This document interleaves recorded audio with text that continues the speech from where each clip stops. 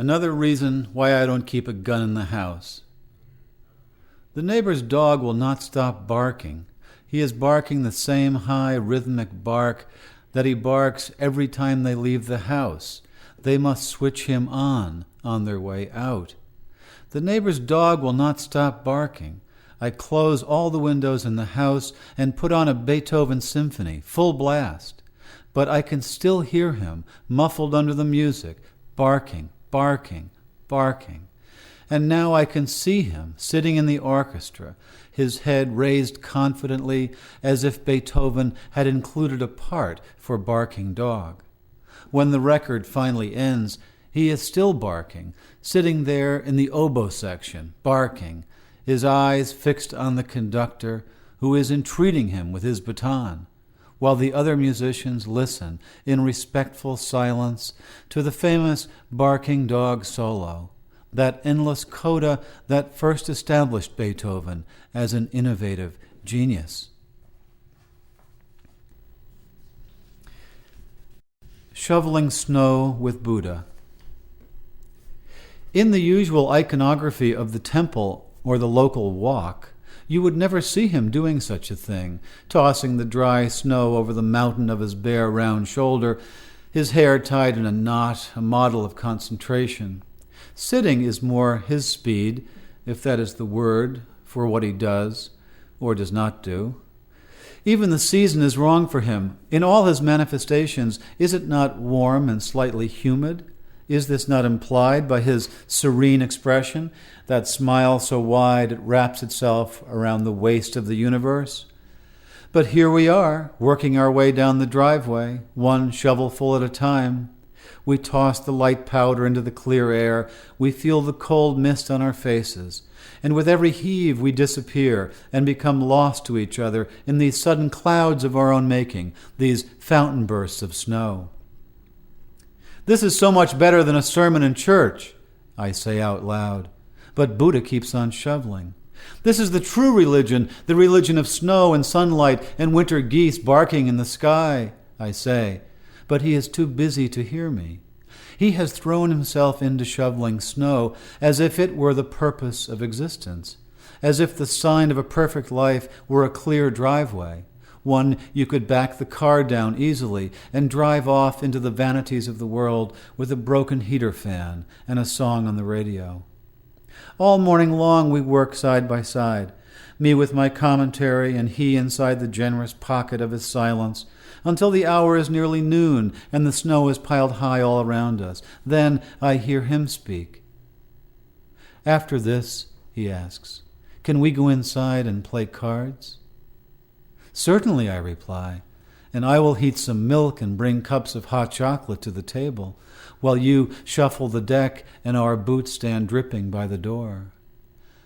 Ah, says the Buddha, lifting his eyes and leaning for a moment on his shovel before he drives the thin blade again deep into the glittering white snow. This is a poem about the writing we do in margins. It's called Marginalia. Sometimes the notes are ferocious, skirmishes against the author raging along the borders of every page in tiny blacked script. If I could just get my hands on you, Kierkegaard, or Connor Cruise O'Brien, they seem to say, I would bolt the door and beat some logic into your head. Other comments are more dismissive. Nonsense. Please. Ha! That kind of thing. I remember once looking up from my reading, my thumb as a bookmark, trying to imagine what the person must look like who wrote, "Don't be a ninny," alongside a paragraph in The Life of Emily Dickinson.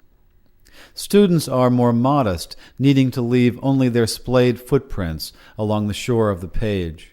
One scrawls "metaphor" next to a stanza of Hardy's. Another notes the presence of irony 50 times outside the margins of a modest proposal. Or they are fans who cheer from the empty bleachers, hands cupped around their mouths. "Absolutely," they shout to Duns Scotus and James Baldwin. "Yes, bullseye, my man." Check marks, asterisks, and exclamation points rain down along the sidelines. And if you have managed to graduate from college without ever having written man versus nature in a margin, perhaps now is the time to take one step forward. We have all seized the white perimeter as our own and reached for a pen, if only to show we did not just laze in an armchair turning pages. We pressed a thought into the wayside, planted an impression along the verge. Even Irish monks, in their cold scriptoria, jotted along the borders of the Gospels brief asides about the pains of copying, a bird singing near their window, or the sunlight that illuminated their page, anonymous men catching a ride into the future on a vessel more lasting than themselves. And you have not yet read Jonathan Reynolds, they say, until you have read him enwreathed with Blake's furious scribbling. Yet the one I think of most often, the one that dangles from me like a locket, was written in the copy of Catcher in the Rye I borrowed from the local library one slow, hot summer. I was just beginning high school then, reading books on a Davenport in my parents' living room, and I cannot tell you how vastly my loneliness was deepened, how poignant and amplified the world before me seemed, when I found on one page a few greasy-looking smears, and next to them written in soft pencil, by a beautiful girl I could tell whom I would never meet. Pardon the egg salad stains, but I'm in love.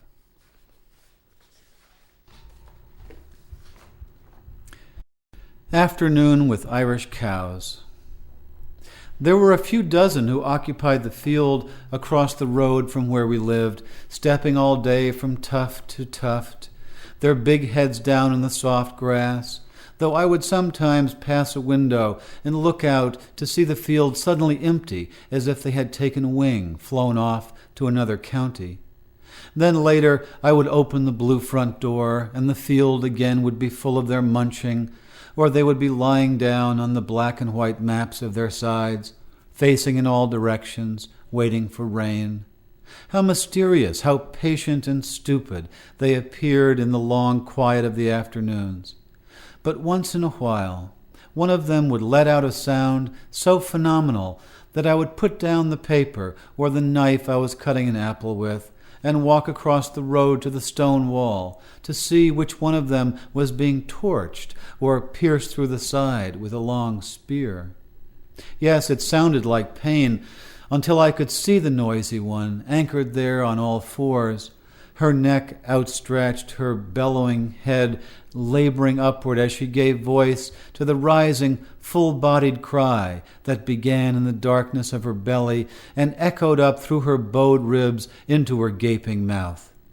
Then I knew that she was only announcing the large, unadulterated cowness of herself, pouring out the ancient apologia of her kind, to all the green fields and the gray clouds, to the limestone hills in the inlet of the blue bay, while she regarded my head and shoulders above the wall with one wild, shocking eye.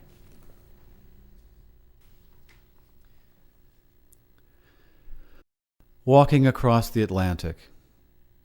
I wait for the holiday crowd to clear the beach before stepping onto the first wave. Soon I am walking across the Atlantic, thinking about Spain, checking for whales, waterspouts. I feel the water holding up my shifting weight. Tonight I will sleep on its rocking surface. But for now, I try to imagine what this must look like to the fish below, the bottoms of my feet, appearing, disappearing.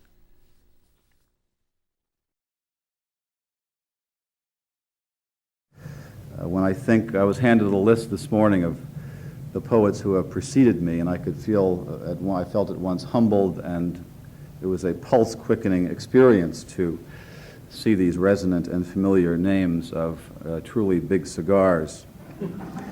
I still can't get over the feeling that in order to get here, I have cut into line and elbowed more deserving poets out of the way, but I've been assured that for some reason or other, it's my turn, and I have not argued with that. I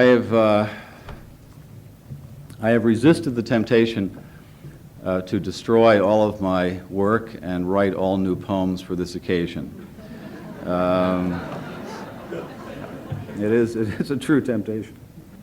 I'm going to start with a newer poem called Consolation, and it was written to console myself after my wife and I had to cancel a trip that we'd planned to Europe for circumstances beyond our control.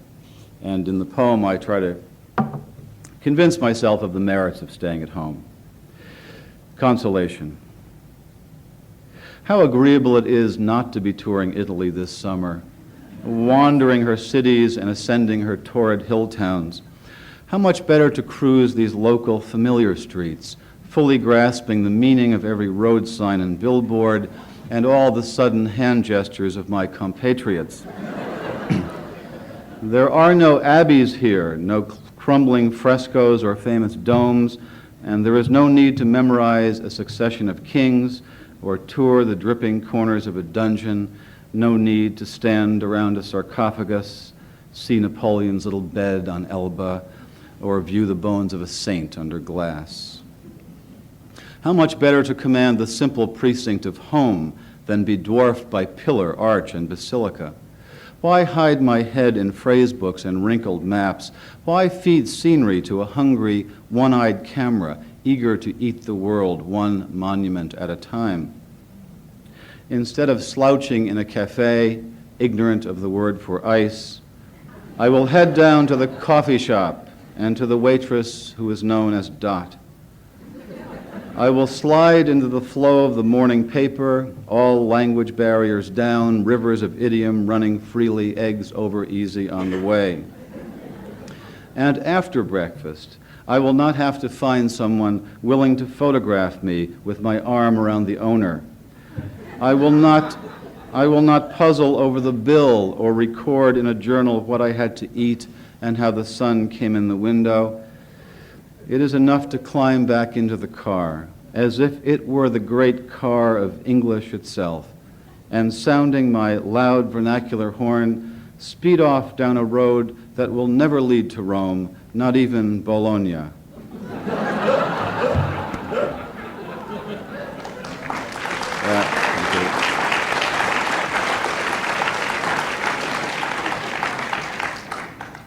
You'll spoil me if you keep doing that. This is a poem that I find, although some complain about obscurity in contemporary poetry, this seems to be a poem that anyone over 30 has an immediate grasp of, and anyone over 40 or 50 has an intense fondness for. It's called Forgetfulness. And it begins by describing what one author called literary amnesia, which is that realization that you have forgotten everything that you ever read. It is a kind of feeling that the mind is this small, unfurnished apartment. Forgetfulness. The name of the author is the first to go, followed obediently by the title, the plot, the heartbreaking conclusion, the entire novel, which suddenly becomes one you have never read, never even heard of. It is as if, one by one, the memories you used to harbor decided to retire to the southern hemisphere of the brain, to a little fishing village where there are no phones. Long ago, you kissed the names of the 9 muses goodbye, and you watched the quadratic equation pack its bag. And even now, as you memorize the order of the planets, something else is slipping away, a state flower perhaps, the address of an uncle, the capital of Paraguay. Whatever it is you are struggling to remember, it is not poised on the tip of your tongue, not even lurking in some obscure corner of your spleen. It has floated away down a dark mythological river whose name begins with an L as far as you can recall. Well on your own way to oblivion, where you will join those who have even forgotten how to swim and how to ride a bicycle. No wonder you rise in the middle of the night to look up the date of a famous battle in a book on war. No wonder the moon in the window seems to have drifted out of a love poem that you used to know by heart. Thank you. Thank you.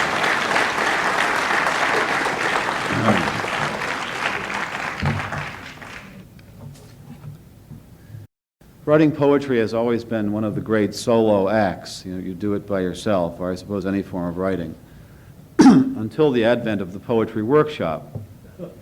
Now poetry is a kind of semi-pseudo-collaborative effort in some cases.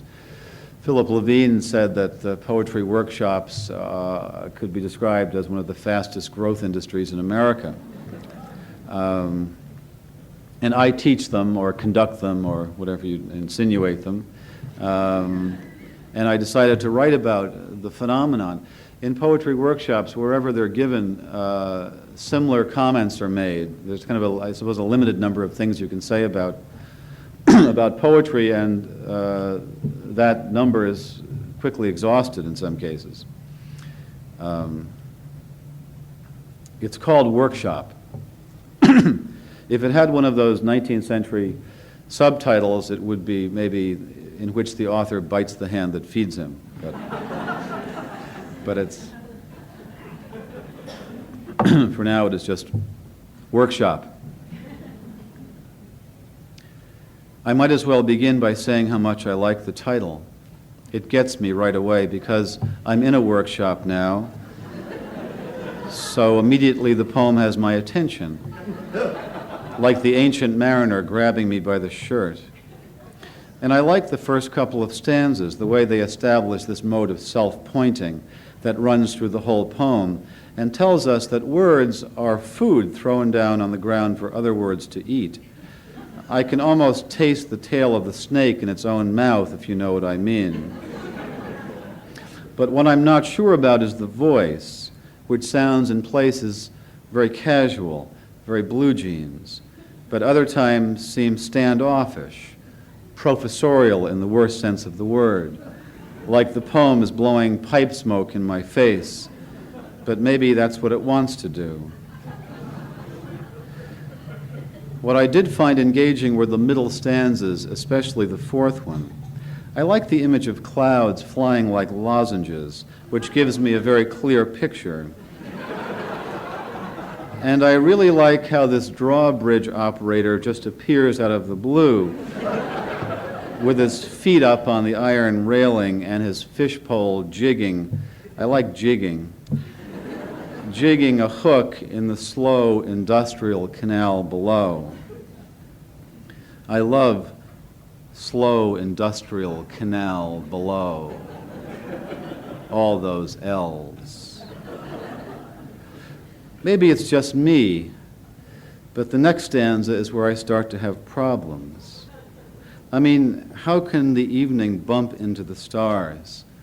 And what's an obligato of snow?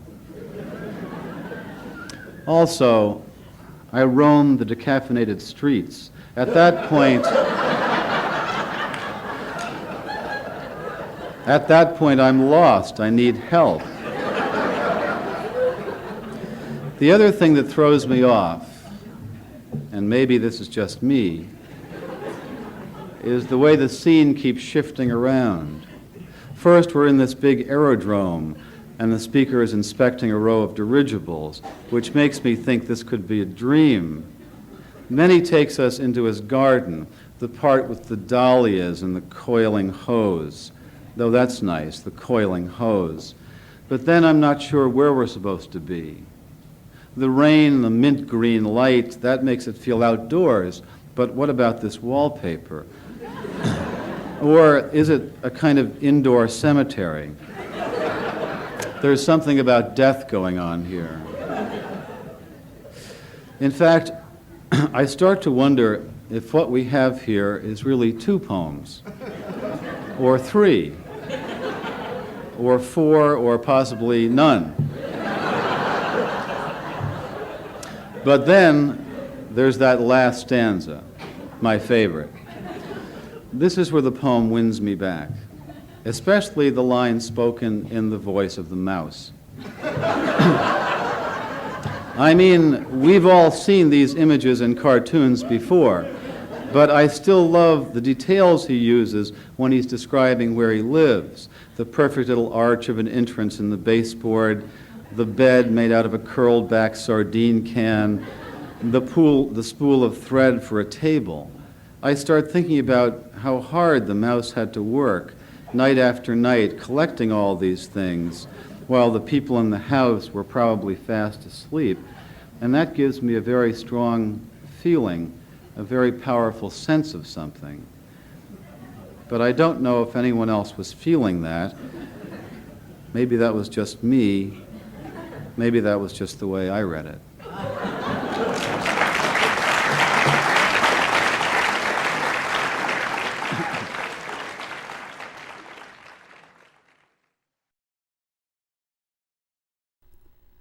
Morning. Why would anyone bother with the rest of the day? The swale of the afternoon, the sudden dip into evening, then night with his notorious perfumes, his many-pointed stars. This is the best, throwing off the light covers, feet on the cold floor, and buzzing around the house on espresso. Maybe a splash of water on the face, a palmful of vitamins, but mostly buzzing around the house on espresso, dictionary and atlas open on the rug, the typewriter waiting for the key of the head, a cello on the radio, and, if necessary, the windows, trees, 50, 100 years old out there, heavy clouds on the way, and the lawn steaming like a horse in the early morning.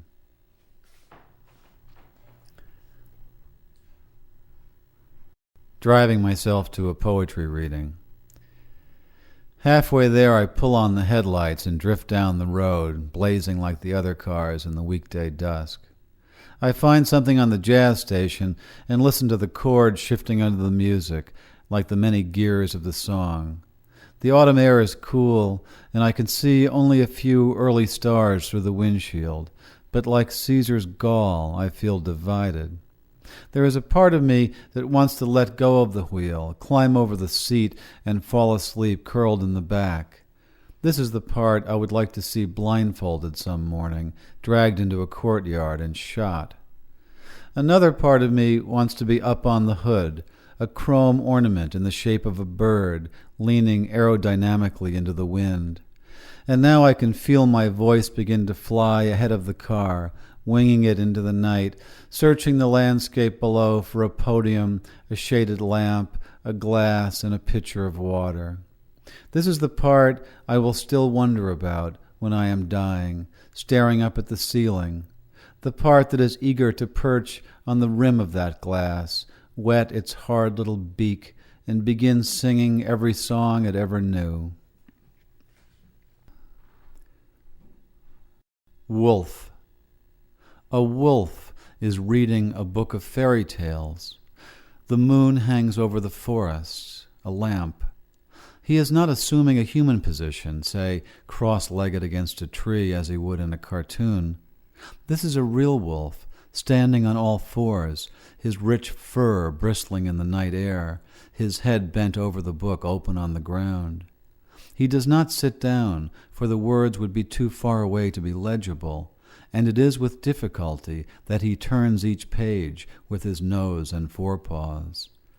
When he finishes the last tale, he lies down in pine needles. He thinks about what he has read, the stories passing over his mind like the clouds crossing the moon. A zigzag of wind shakes down hazelnuts, the eyes of owls yellow in the branches.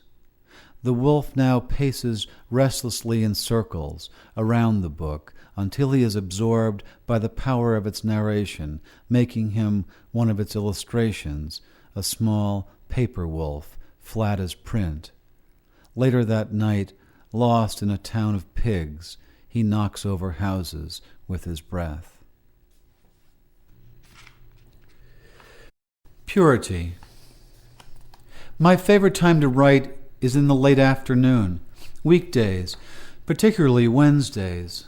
This is how I go about it. I take a fresh pot of tea into my study and close the door.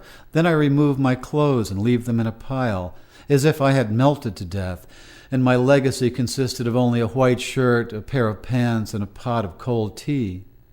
Then I remove my flesh and hang it over a chair. I slide it off my bones like a silken garment. I do this so that what I write will be pure, completely rinsed of the carnal, uncontaminated by the preoccupations of the body. Finally, I remove each of my organs and arrange them on a small table near the window. I do not want to hear their ancient rhythms when I am trying to tap out my own drumbeat. Now I sit down at the desk ready to begin. I am entirely pure, nothing but a skeleton at a typewriter. I should mention that sometimes I leave my penis on. I find it difficult to ignore the temptation. Then I am a skeleton with a penis at a typewriter. In this condition, I write extraordinary love poems, most of them exploiting the connection between sex and death. I am concentration itself. I exist in a universe where there is nothing but sex, death, and typewriting. After a spell of this, I remove my penis too. Then I am all skull and bones typing into the afternoon, just the absolute essentials, no flounces. Now I write only about death, most classical of themes, in language light as the air between my ribs. Afterward, I reward myself by going for a drive at sunset. I replace my organs and slip back into my flesh and clothes. I back the car out of the garage and speed through woods on winding country roads, passing stone walls, farmhouses, and frozen ponds, all perfectly arranged like words in a famous sonnet. The Art of Drowning. I wonder how it all got started, this business about seeing your life flash before your eyes while you drown, as if panic or the act of submergence could startle time into such compression, crushing decades in the vice of your desperate final seconds. After falling off a steamship or being swept away in a rush of floodwaters, wouldn't you hope for a more leisurely review? An invisible hand turning the pages of an album of photographs, you up on a pony or blowing out candles in a conic hat. How about a short animated film, a slide presentation, your life expressed as an essay or in one model paragraph? Wouldn't any form be better than this sudden flash, your whole existence going off in your face in an eyebrow-singeing explosion of biography? Nothing like the 3 large volumes you envisioned. Survivors would have us believe in a brilliance here, some bolt of truth forking across the water, an ultimate light before all the lights go out, dawning on you with all its megalithic tonnage. But if something does flash before your eyes as you go under, it will probably be a fish, a quick blur of curved silver darting away, having nothing to do with your life or your death. The tide will take you, or the lake will accept it all, as you sink toward the weedy disarray of the bottom, leaving behind what you have already forgotten, the surface, now overrun with the high travel of clouds.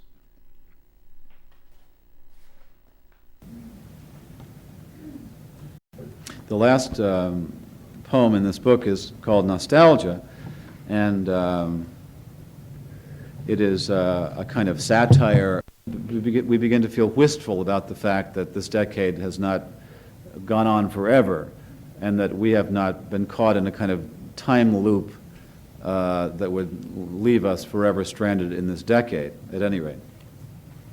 So, nostalgia. Remember the 1340s? We were doing a dance called the catapult.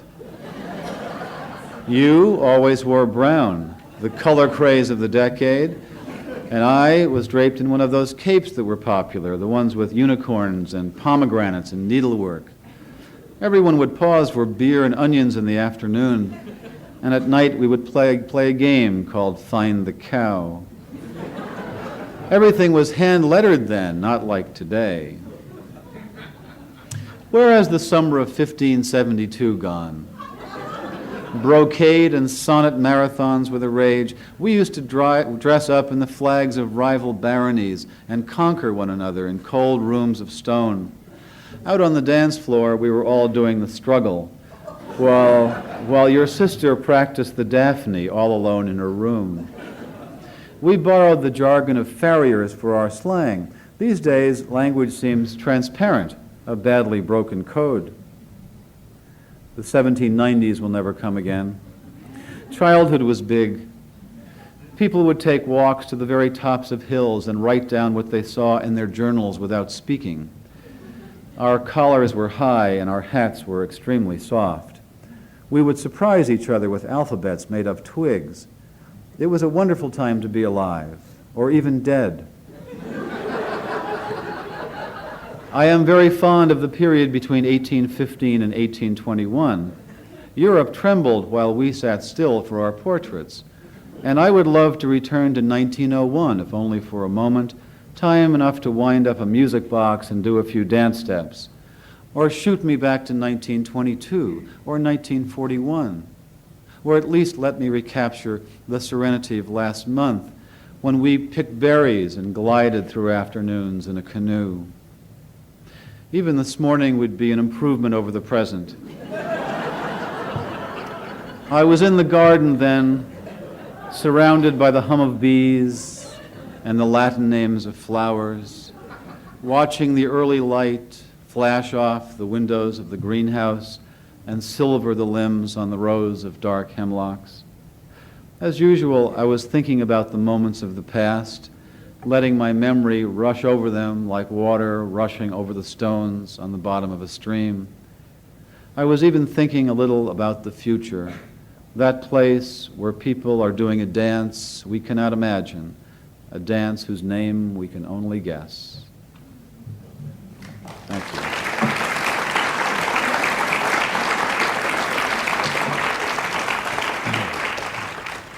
Now, I have a few poems about about paintings, and one of them is about a painting by Goya, which I revisited the day before yesterday at the Art Institute, and in fact didn't have to look for it very long because it's become a painting that's so popular that it now is on the cover of their brochure. It's a little self-portrait of Goya that I originally discovered years ago in New York at the Metropolitan Museum. It's called Candle Hat. In most self-portraits, it is the face that dominates. Cézanne is a pair of eyes swimming in brushstrokes. Van Gogh stares out of a halo of swirling darkness. Rembrandt looks relieved, as if he were taking a breather from painting the blinding of Samson. But in this one, Goya stands well back from the mirror and is seen posed in the clutter of his studio, addressing a canvas tilted back on a tall easel. He appears to be smiling out at us, as if he knew we would be amused by the extraordinary hat on his head, which is fitted around the brim with candle holders, a device that allowed him to work into the night. You can only wonder what it would be like to be wearing such a chandelier on your head, as if you were a walking dining room or concert hall. But once you see this hat, there is no need to read any biography of Goya or to memorize his dates. To understand Goya, you only have to imagine him lighting the candles one by one, then placing the hat on his head, ready for a night of work. Imagine him surprising his wife with his new invention, then laughing like a birthday cake when she saw the glow. Imagine him flickering through the rooms of his house with all the shadows flying across the walls. Imagine a lost traveler knocking on his door one night, deep in the hill country of Spain. "Come in," he would say, "I was just painting myself." As he stood in the doorway, holding up the wand of a brush, illuminated there in the blaze of his famous candle hat.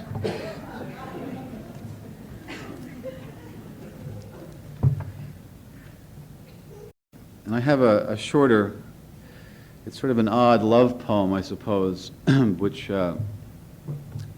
is busy with painterly reference. It's called Sweet Talk. You are not the Mona Lisa with that relentless look, or Venus born over the froth of waves on a pink half-shell, or an odalisque by Delacroix, veils lapping at your nakedness. You are more like the sunlight of Edward Hopper, especially when it slants against the eastern side of a white clapboard house in the early hours of the morning, with no figure standing at a window in a violet bathrobe, just the sunlight, the columns of the front porch, and the long shadows they throw down upon the dark green lawn, baby.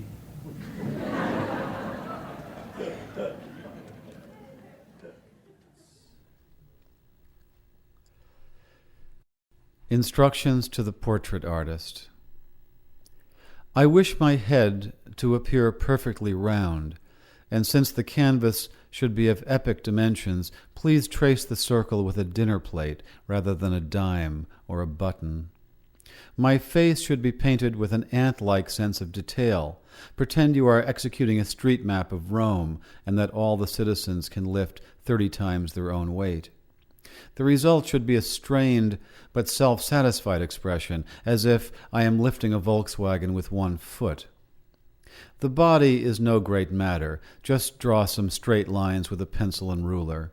I will not be around to hear the voice of posterity calling me stickman.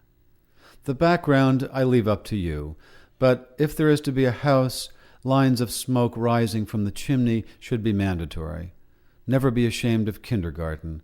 It is the alphabet's only temple. Also, have several kangaroos grazing and hopping around in the distance, an allusion to my world travels. Some final recommendations. I should like to appear hatless. Kindly limit your palette to a single primary color, anyone but red or blue.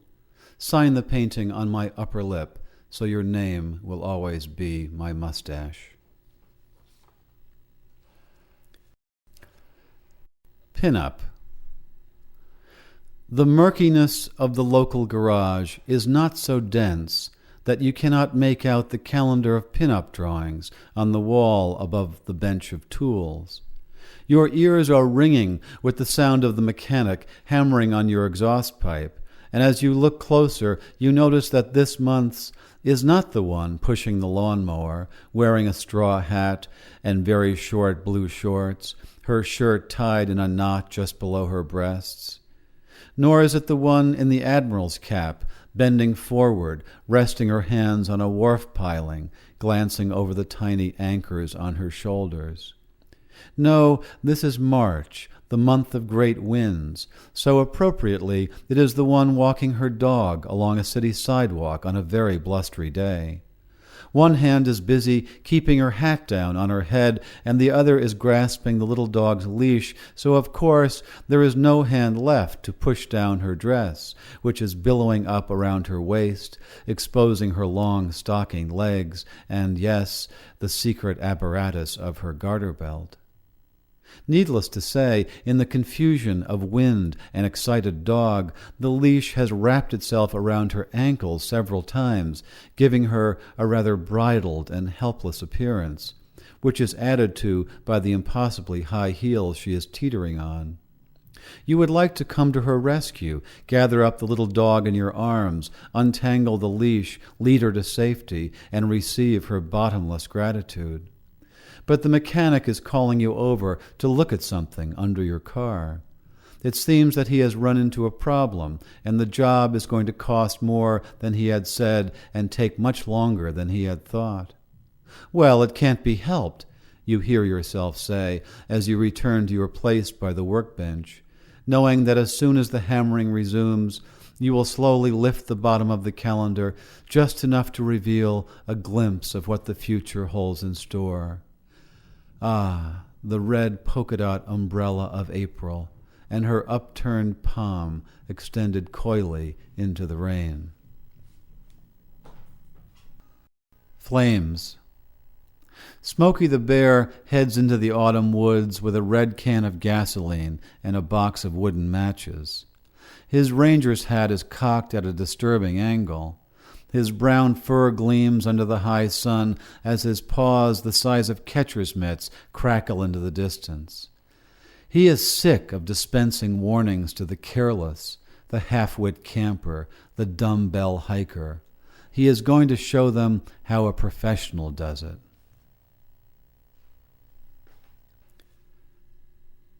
Saturday morning. I wonder, have I become smaller, or has the bedroom always been the size of a western state? The aspirin bottle is in the medicine cabinet 200 miles away, a 6-day ride, and my robe hangs from the closet door in another time zone. A strange circumstance for one who was a giant king last night in a principality of thimbles, where all money was smaller than dimes, and the flag over my castle displayed a flea. But no matter.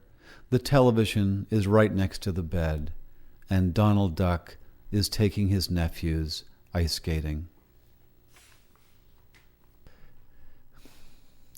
The Afterlife.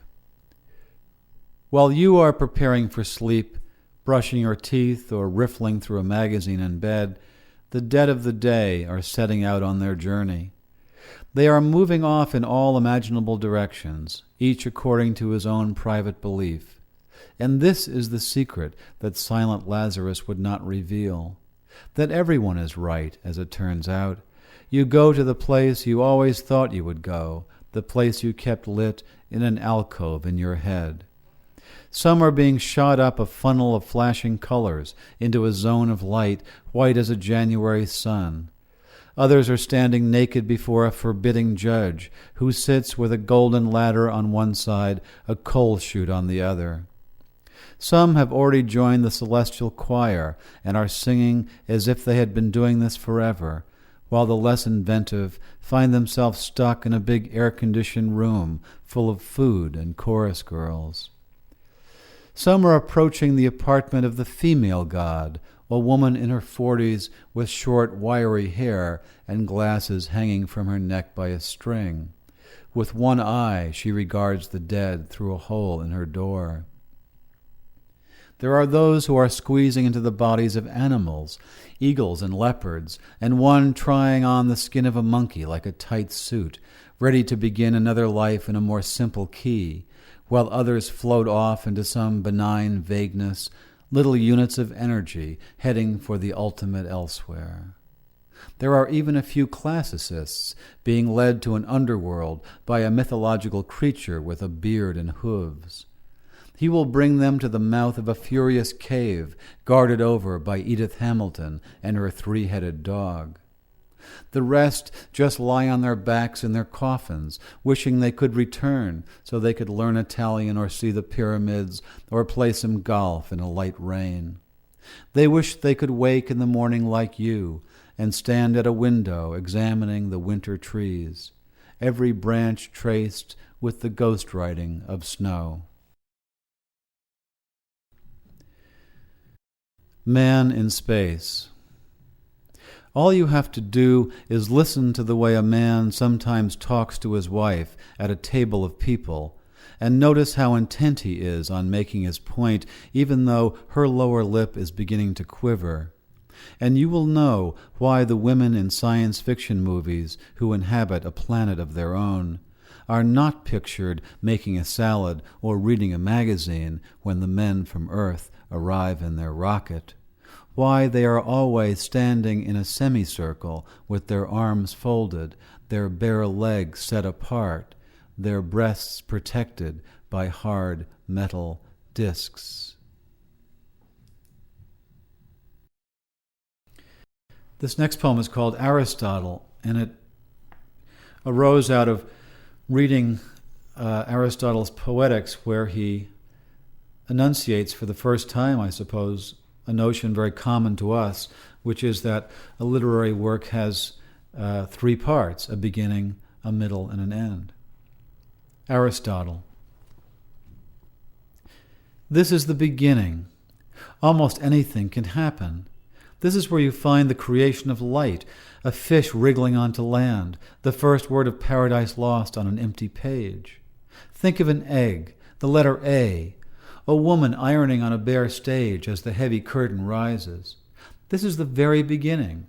The first-person narrator introduces himself, tells us about his lineage. The mezzo-soprano stands in the wings. Here the climbers are studying a map or pulling on their long woolen socks. This is early on, years before the ark, dawn. The profile of an animal is being smeared on the wall of a cave, and you have not yet learned to crawl. This is the opening, the gambit, a pawn moving forward an inch. This is your first night with her, your first night without her. This is the first part, where the wheels begin to turn, where the elevator begins its ascent, before the doors lurch apart. This is the middle. Things have had time to get complicated. Messy, really. Nothing is simple anymore. Cities have sprouted up along the rivers, teeming with people at cross purposes, a million schemes, a million wild looks. Disappointment unshoulders his knapsack here and pitches his ragged tent. This is the sticky part, where the plot congeals, where the action suddenly reverses or swerves off in an outrageous direction.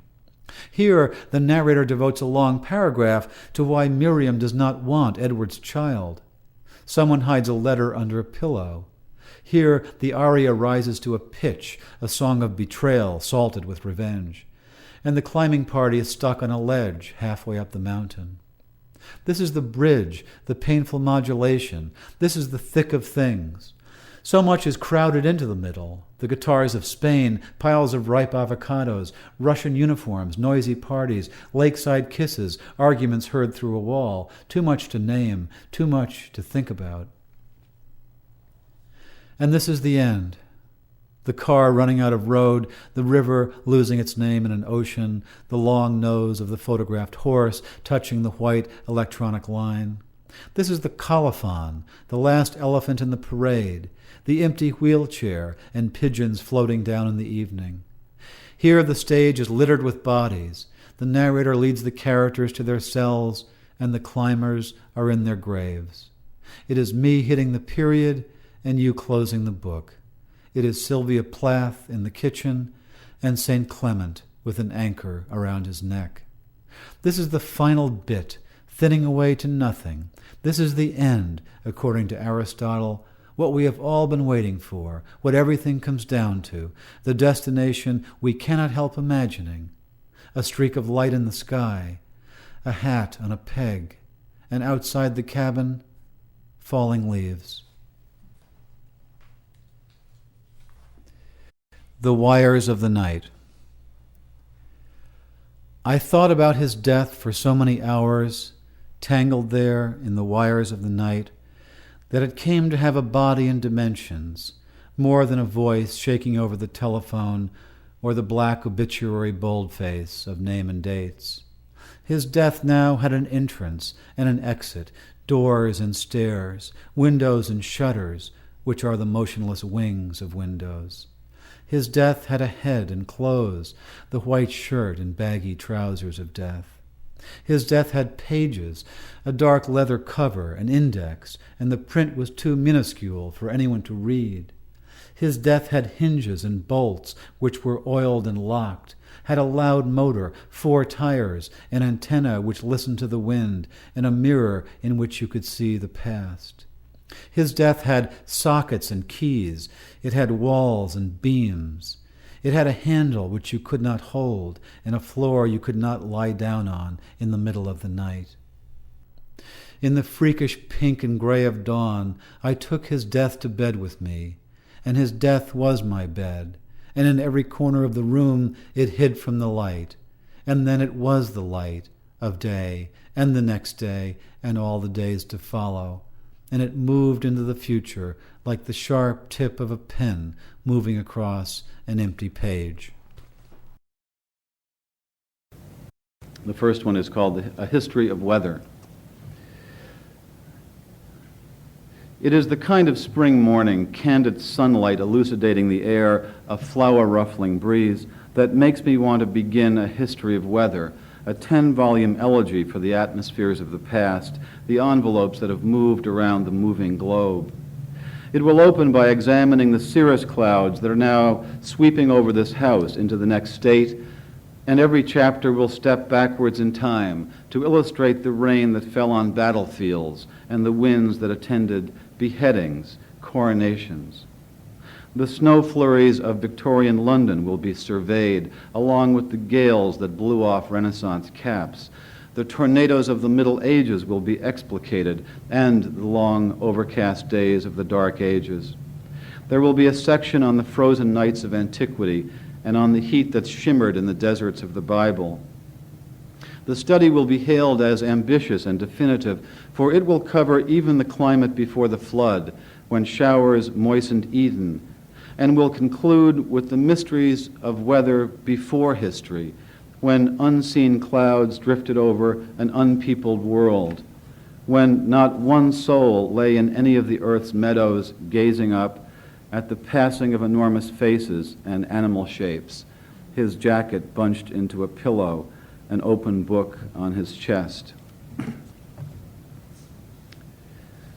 And this poem is, I think, soon to appear in poetry if Parisi doesn't change his mind.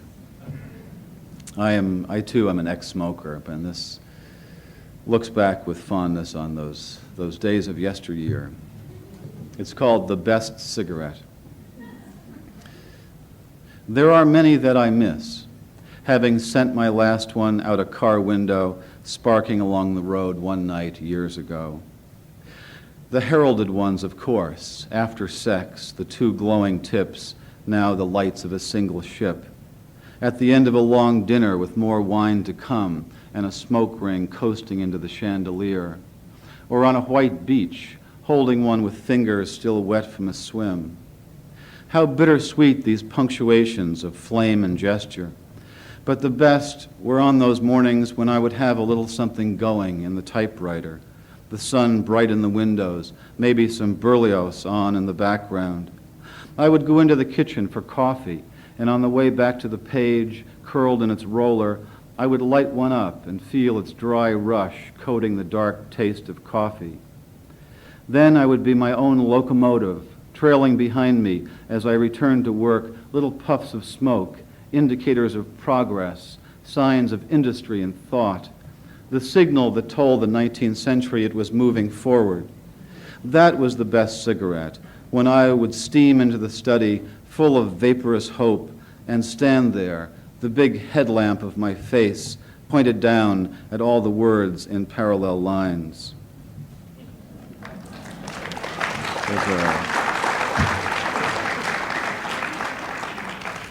I hear you ex-smokers out there.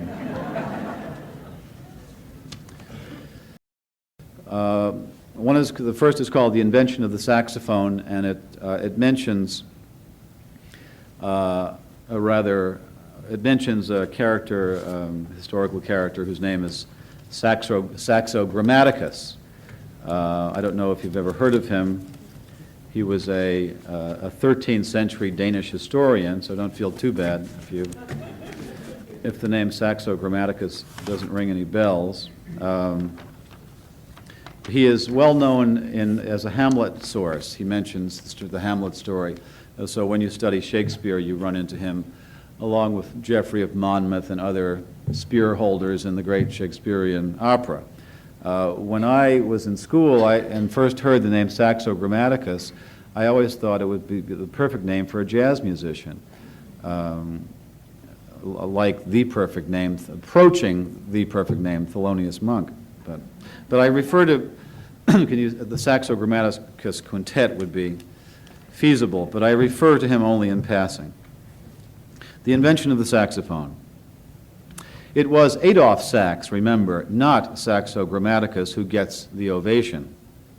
And by the time he had brought all the components together, the serpentine shape, the single reed, the fit of the fingers, the upward tilt of the golden bell, it was already 1842, and one gets the feeling it was also very late at night. There is something nocturnal about the sound, something literally horny, as some may have noticed on that historic date when the first odd notes wobbled out of his studio into the small, darkened town, summoning the insomniacs who were up waiting for the invention of jazz to their windows, but leaving the sleepers undisturbed, even deepening and warming the waters of their dreams. For this is not the valved instrument of waking, more the smoky voice of longing and loss, the porpoise cry of the subconscious. No one would ever think of blowing reveille on a tenor without irony. The men would only lie in their metal bunks, fingers twined behind their heads, afloat on pools of memory and desire. And when the time has come to rouse the dead, you will not see Gabriel clipping an alto around his numinous neck. An angel playing the world's last song on a glistening saxophone might be enough to lift them back into the light of earth, but really no farther. Once resurrected, they would only lie down in the long cemetery grass or lean alone against a lugubrious yew and let the music do the ascending, curling snakes charmed from their baskets, while they wait for the bright trumpet solo that will blow them all to kingdom come.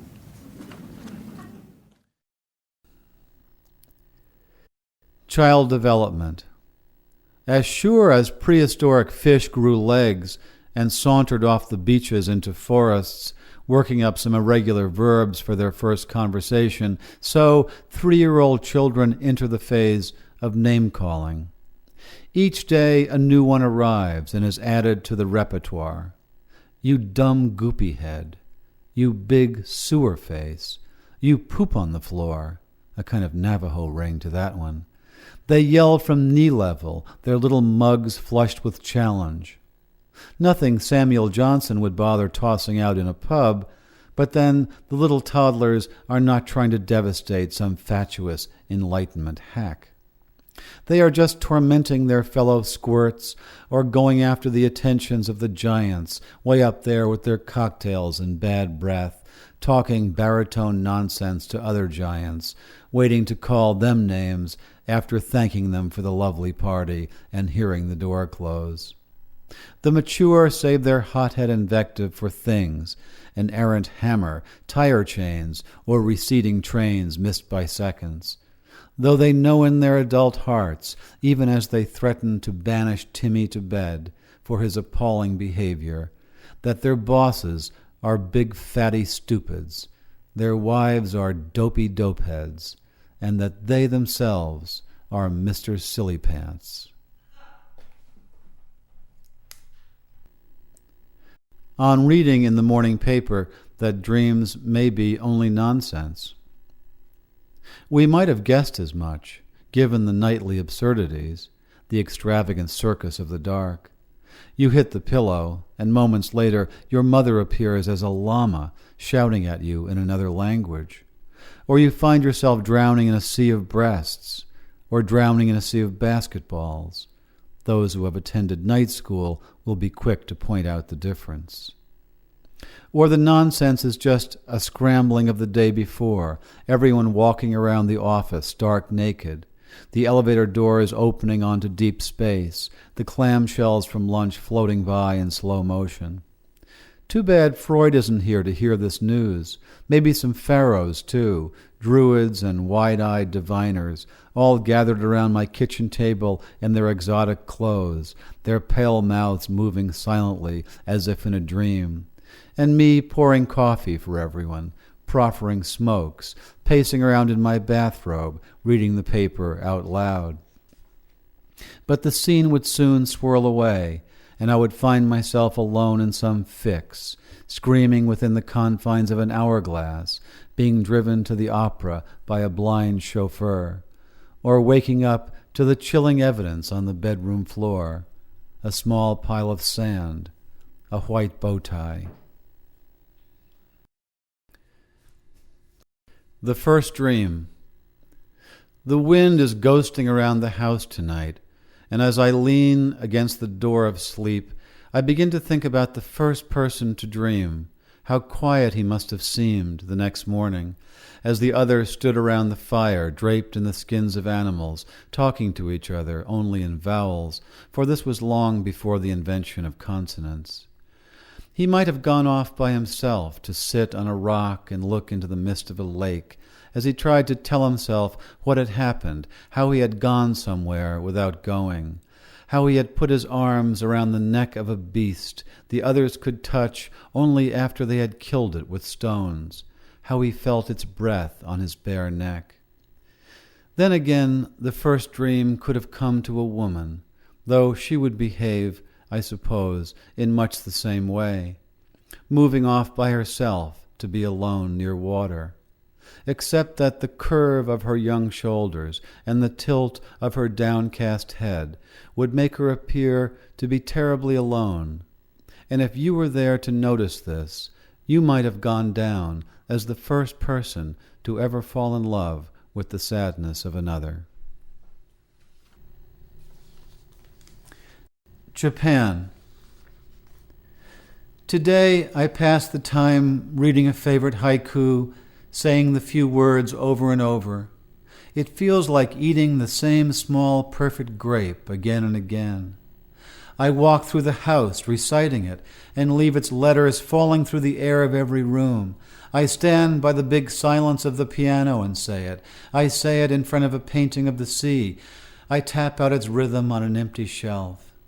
I listen to myself saying it, then I say it without listening, then I hear it without saying it. And when the dog looks up at me, I kneel down on the floor and whisper it into each of his long white ears. It's the one about the 1-ton temple bell with the moth sleeping on the surface. And every time I say it, I feel the excruciating pressure of the moth on the surface of the iron bell. When I say it at the window, the bell is the world, and I am the moth resting there. When I say it into the mirror, I am the heavy bell, and the moth is life with its papery wings. And later, when I say it to you in the dark, you are the bell, and I am the tongue of the bell, ringing you, and the moth has flown from its line and moves like a hinge in the air above our bed.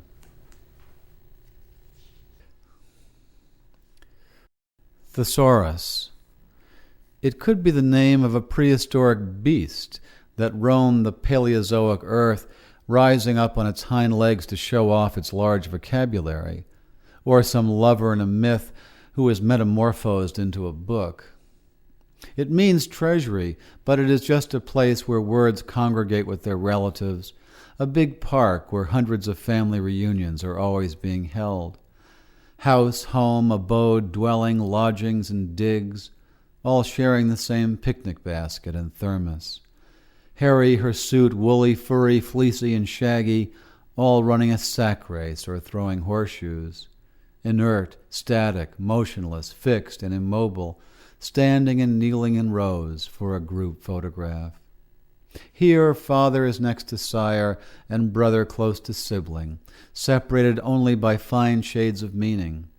And every group has its odd cousin, the one who traveled the farthest to be there, asterionosis, polydipsia, or some 11-syllable, unpronounceable substitute for the word tool. Even their own relatives have to squint at their name tags. I can see my own copy, up high on a shelf. I rarely open it because I know there is no such thing as a synonym, and because I get nervous around people who always assemble with their own kind, forming clubs and nailing signs to closed front doors, while others huddle in the dark streets.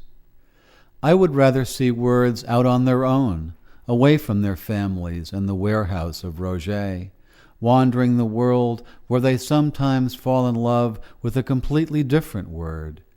Surely you have seen pairs of them standing forever next to each other on the same line inside a poem, a small chapel where weddings like these, between perfect strangers, can take place. I'll go out with this poem.